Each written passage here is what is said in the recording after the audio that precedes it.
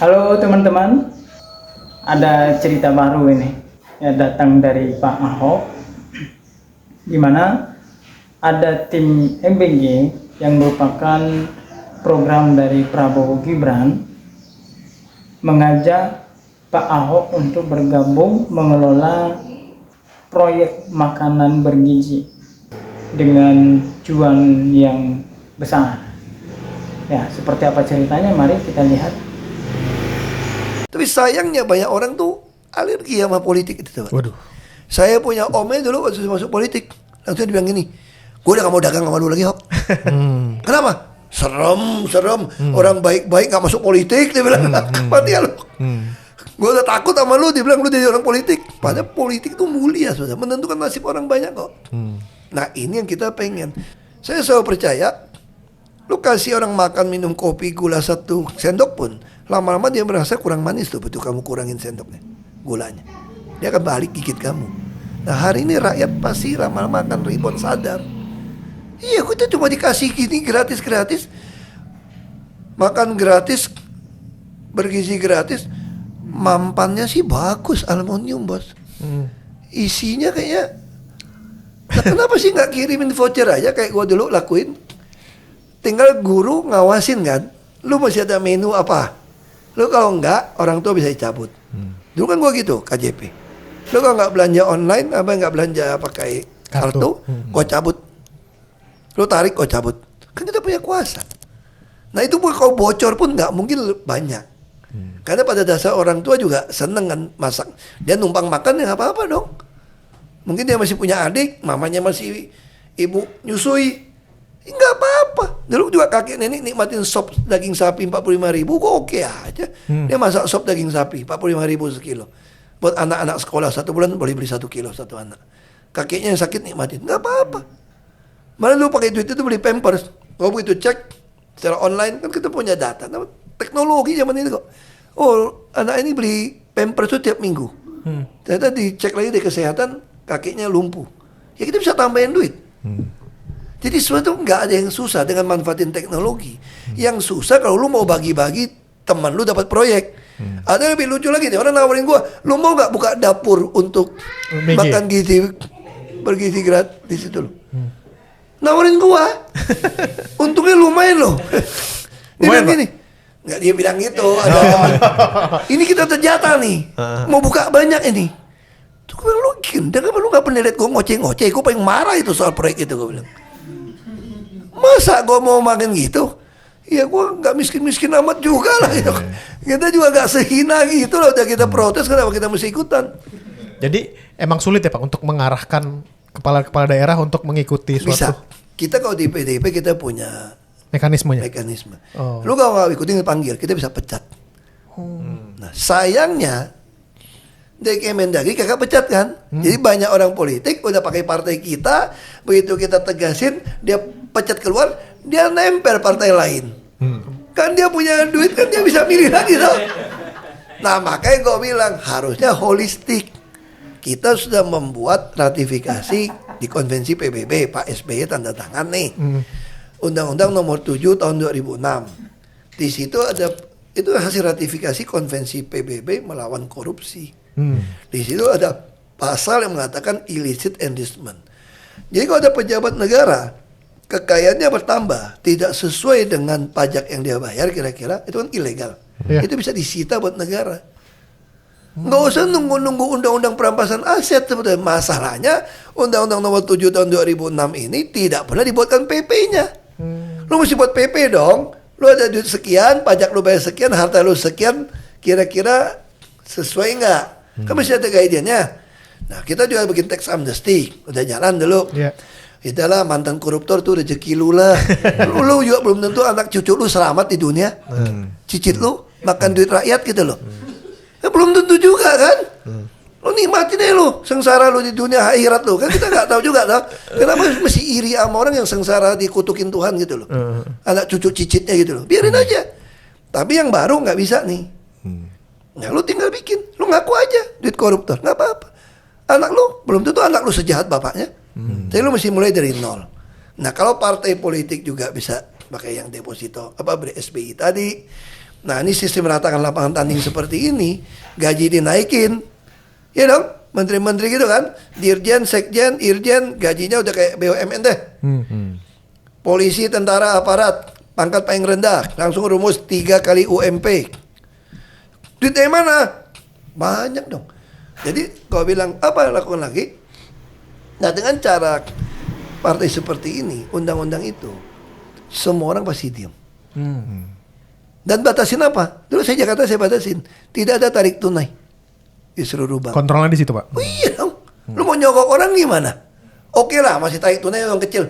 Mungkin sekali tarik maksimal 1 kali UMP. Rumusnya jelas. Lu tarik uang cuma boleh 1 kali UMP. Maksimal. Semua udah dagang seperti itu kok. Lu gimana caranya supaya orang mau pakai non tunai? Kan semua udah voucher. Bikin aja berhadiah. Bank semua. Siapa yang nggak mau tiba-tiba hadiah 100.000? Dia baru judol. Mending kita bagi-bagi kan. Terus kayak judol, bikin ekonomi kacau balau. Emangnya nggak bisa tahu rekening bank semua transfer kok. Kalau mau tangkap bener apa sih susah? Nggak ada yang susah gitu kalau mau tangkap gitu loh. Masanya lu mau tangkap nggak? Kan itu yang persoalan kita gitu loh. Itu terus udah macet mau bantu orang judol. Nggak bisa kalau mau bantu orang ya sudah. Subsidi dalam bentuk itu tadi. Bisa voucher. Gue bisa gampang dong. Lu lapor misalnya. Satu keluarga penghasilan cuma 2 kali UMP. Oke. Uang mana yang kurang? Uang sekolah. Gue udah ada. Gue bayarin. Uang listrik. Udah gratisin. Gue yang bayar. PBB. Rumah lu masih kecil. Gue gratisin. Rumahnya masih 100M. Ya lu jual dong rumah lu. Iya dong. Tapi kalau untuk orang yang susah, rumahnya di bawah 1M, 2M, ya udah, pemerintah yang tanggung. Apa yang susah?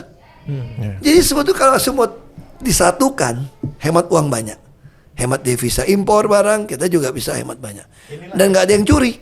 Bayangin yang curi-curi nih. Minyak ada yang curi, gas ada yang curi, semua ada yang curi nih. Coba kalau dengan voucher, selesai. Inilah yang menurut Pak Ahok adalah optimalisasi anggaran, bukan efisiensi anggaran. Ya semua sama prinsipnya. Makanya Singapura kenapa maju? Cina kenapa maju?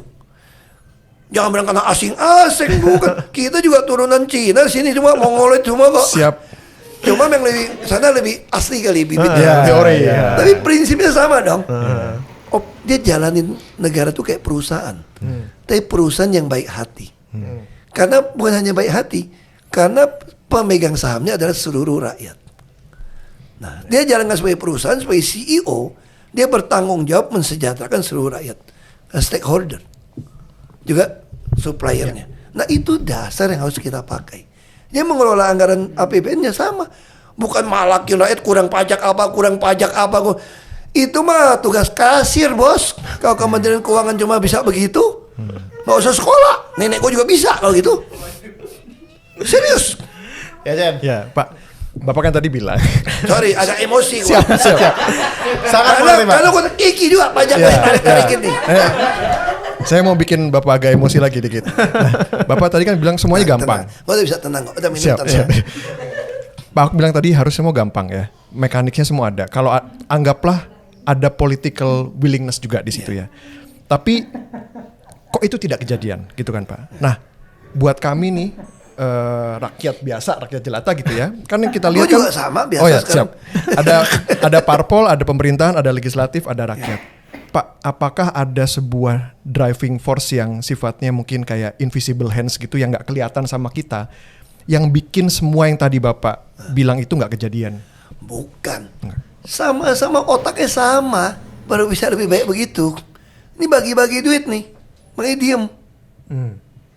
Itu yang selalu aku protes. Aku DPR aku protes, DPRD aku protes. Kunjungan keluar kota 2 malam, isinya 3 malam, 4 malam.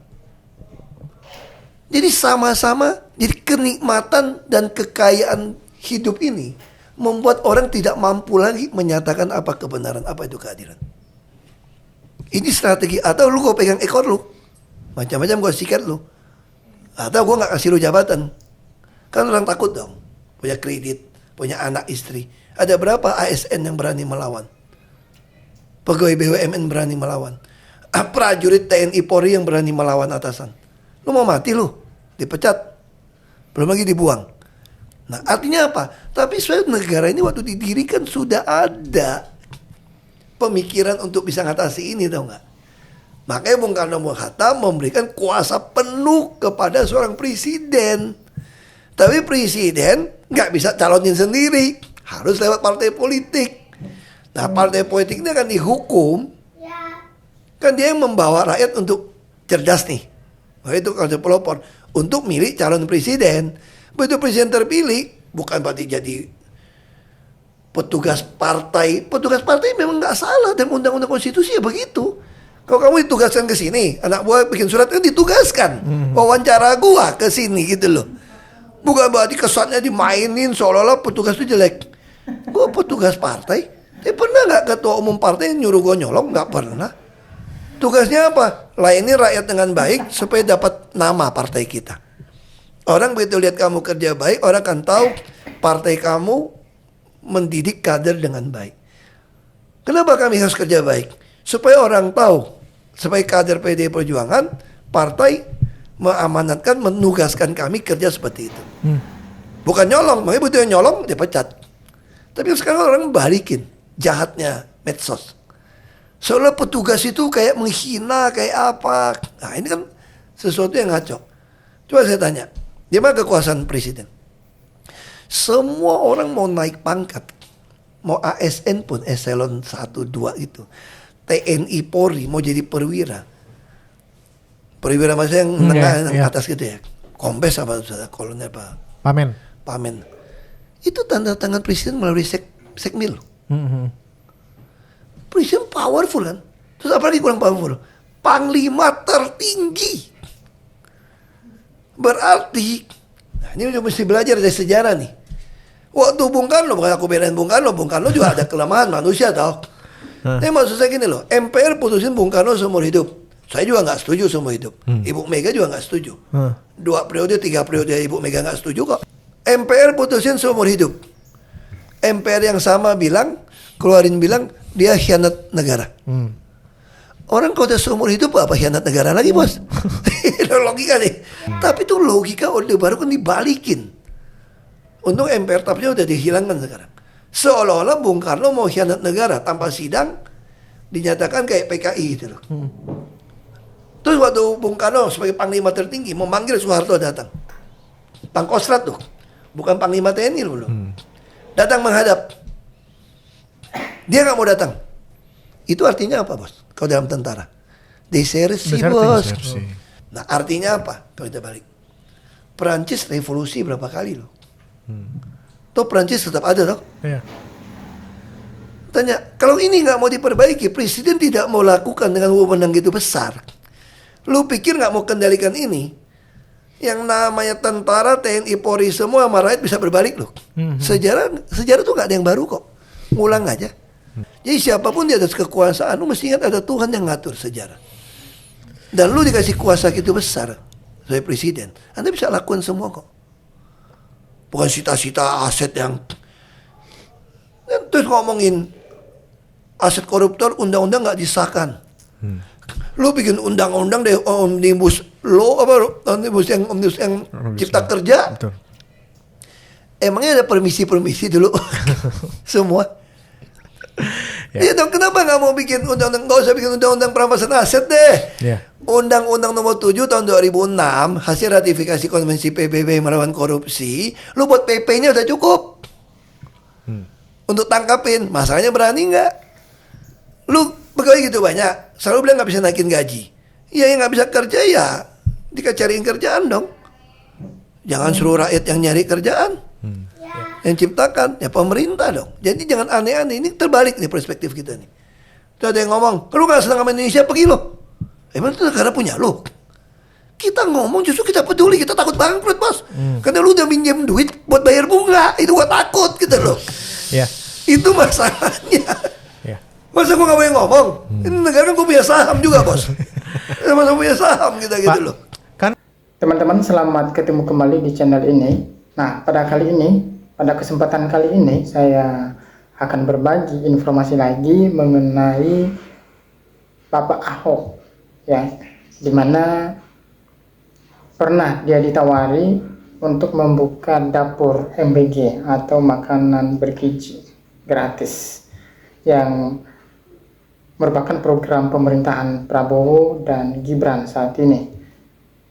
Ahok bercerita bagaimana dia ditawarin membuka atau bergabung di, teman-teman kita lihat beritanya. Mantan Gubernur DKI Jakarta Basuki Cahayapurnama alias Ahok mengaku pernah menolak mentah-mentah saat ditawarin membuka dapur program makan bergizi gratis. Yang menawarkan ini teman-teman anak buah daripada Prabowo Gibran. Yang mereka mencoba menarik Pak Ahok untuk bergabung membuka proyek ini, atau karena di sini diiming-imingkan keuntungan besar. Ahok saat itu ditawari seorang untuk bergabung dengan iming-iming keuntungan finansial besar.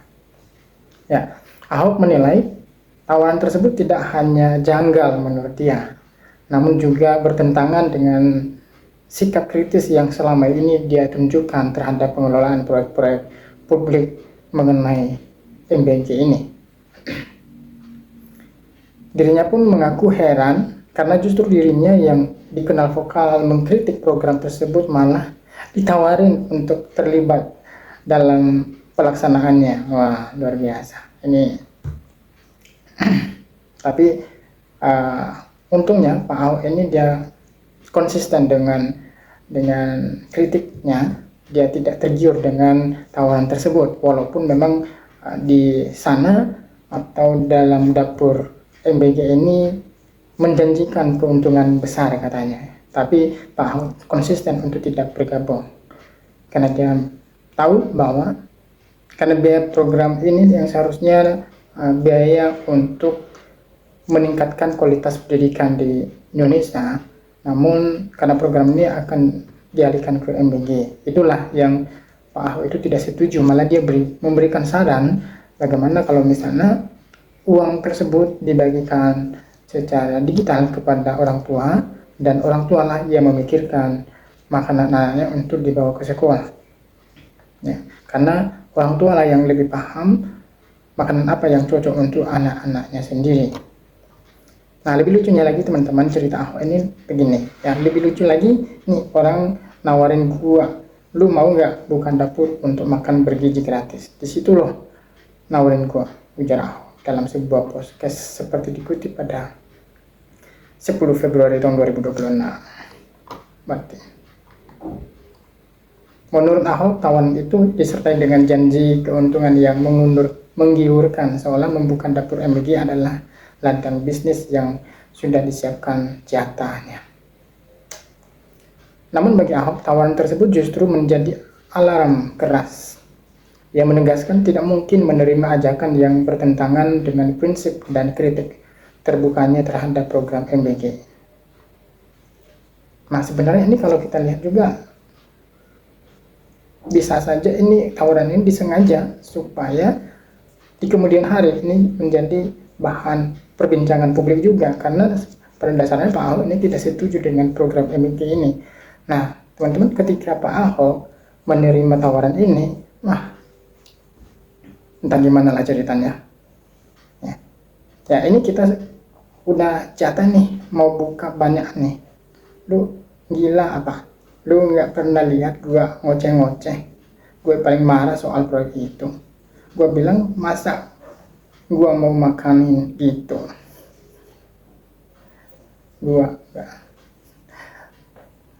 Dia menekankan posisinya yang tidak berada dalam kondisi ekonomi terdesak untuk menerima tawaran yang berpotensi bermasalah seketika secara etika. Ya, gua nggak miskin-miskin aman juga lah, kata Ahok. Lebih jauh, Ahok menyentil soal harga diri dan integritas. Dia menilai keterlibatan dalam proyek yang sejak awal ia kritik justru akan merusak kredibilitas sikapnya sendiri. Ya benar, ini yang ditakutkannya kita nanti kalau dia sempat bergabung atau membuka dapur tersebut. Wah, bahaya untuk diri sendiri. Kita juga nggak sehina itulah, kita aja protes, kenapa kita mesti ikutan, tegas Ahok katanya. Ya, pernyataan Ahok ini membuka sisi lain dari dinamika pelaksanaan program makanan bergizi gratis yang sejak awal menuai sorotan publik, terutama terkait potensi konflik kepentingan tata kelola dan peluang keuntungan bagi pihak tertentu. Ya, sikap Ahok mempertegas garis batas antara kritik kebijakan dan keterlibatan dalam proyek, sekaligus menambahkan tekanan publik agar pelaksanaan MBG diawasi secara ketat dan transparan. Teman-teman, ada juga bentuk kritikan dari kalangan masyarakat. Mereka mengajukan gugatan kepada Mahkamah Konstitusi ya, atas pendanaan MBG ini dinilai gerus anggaran pendidikan. Ya, ini digugat ke Mahkamah Konstitusi. Pendanaan MBG dinilai gerus anggaran pendidikan. Ya, pendanaan program makan bergizi gratis atau MBG melalui skema anggaran pendidikan digugat ke Mahkamah Konstitusi karena dinilai berpotensi menggerus alokasi dana pendidikan. Gugatan tersebut teregistrasi dalam perkara nomor 40/PUU tahun 2026 yang menguji konstitusionalitas pasal 22 ayat 3 beserta penjelasannya dalam Undang-Undang nomor 17 tahun 2025 tentang APBN tahun anggaran 2026 terhadap Undang-Undang Dasar NKRI tahun 1945. Ya, permohonan ini diajukan oleh Siggotulo Mujadidi yang menilai ketentuan yang memasukkan MBG ke dalam pendanaan operasional penyelenggaraan pendidikan berpotensi memangkas anggaran pendidikan hingga 20%, sehingga mengurangi alokasi dana yang seharusnya difokuskan untuk kebutuhan pendidikan. Nah, adapun kerugian yang pemohon alami, para pemohon bersifat nyata dan potensial. Norma pasal 22 ayat 3 dan penjelasannya dalam Undang-Undang APBN tahun 2026 yang memasukkan pembiayaan program MBG ke dalam anggaran pendidikan, menyebabkan pengurangan anggaran pendidikan murni, penyempitan ruang pembiayaan pendidikan, dan pengalihan fungsi anggaran pendidikan program non-pendidikan. Siggotulo menambahkan, para pemohon memaknai frasa memprioritaskan dalam Undang-Undang Dasar NRI tahun 1945 sebagai keharusan menempatkan anggaran pendidikan sebagai fokus utama kebijakan keuangan negara. Ya. Karena itu menurutnya anggaran pendidikan tidak boleh diperlakukan seperti pos anggaran lain yang dapat dengan mudah dialihkan untuk program di luar fungsi pendidikan. Dan ia juga menegaskan bahwa anggaran pendidikan semestinya digunakan langsung untuk kebutuhan utama pendidikan, seperti pendidikan fasilitas, seperti penyediaan fasilitas, peningkatan kualitas pembelajaran, kesejahteraan guru, dan pemerataan akses pendidikan. Bagi para pemohon yang berstatus sebagai mahasiswa, diantaranya pendidik dan penyelenggara pendidikan masyarakat, dampak ini langsung dirasakan dalam bentuk keterbatasan fasilitas pendidikan, stagnansi kesejahteraan pendidik, dan menurunnya kualitas pelayanan pendidikan jelasnya. Sementara itu, kuasa hukum pemohon lainnya, Fahrul Rozi, menyatakan bahwa penjelasan pada pasal 22 ayat 3 nomor Undang-Undang nomor 17 tahun 2025 yang memasukkan pendanaan MBG ke dalam porsi 20% anggaran pendidikan menyebabkan dana pendidikan tahun 2026 tidak sepenuhnya digunakan untuk penyelenggaraan pendidikan nasional. Menurutnya, peningkatan alokasi untuk MBG berpotensi mempersempit ruang fiskal bagi fungsi pendidikan lain, seperti peningkatan kualitas guru, penyediaan sarana dan prasarana, serta bantuan pendidikan bagi masyarakat kurang mampu.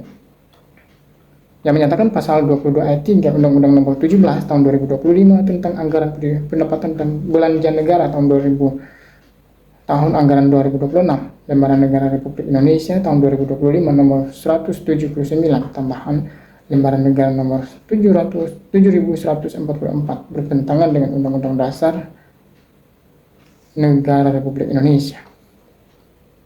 Dalam permohonannya, para pemohon juga merujuk sejumlah putusan MK yang menurut mereka menegaskan bahwa anggaran pendidikan sebesar 20% harus digunakan secara langsung untuk penyelenggaraan pendidikan nasional. Putusan tersebut antara lain putusan nomor 012 PUU 3 2025, putusan nomor 026 PUU 3 2005, putusan dan seterusnya. Jadi ini teman-teman salah satu bentuk kritik dari masyarakat dan juga termasuk dari para mahasiswa ya, untuk mengkritik program MBG yang